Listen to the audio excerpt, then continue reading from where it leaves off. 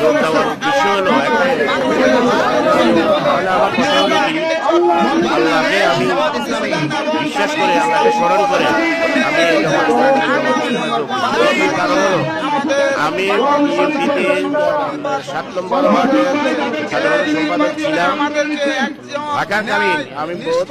লজ্জিত হয়েছি, মারামারি হানাহানি বিভিন্ন তাদের বিচার আচার, মানে তাদের মধ্যে কোনো শৃঙ্খলা নাই,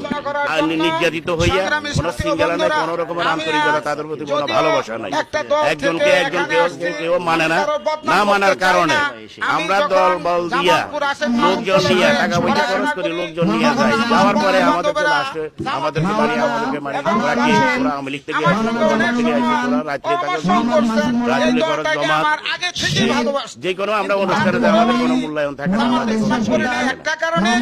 তার কারণে আমি একটা ভালো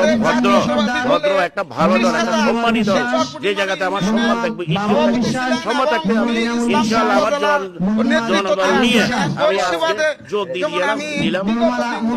এই দলের মধ্যে। বাংলাদেশ আল্লাহ কবুল করুন, বাংলাদেশ জমা দেবেন, যোগ দিলাম, আল্লাহ কবুল করুন, আলহামদুলিল্লাহ। কি বলেন থাকবেন তো ইনশাআল্লাহ? দল মত নির্বিশেষে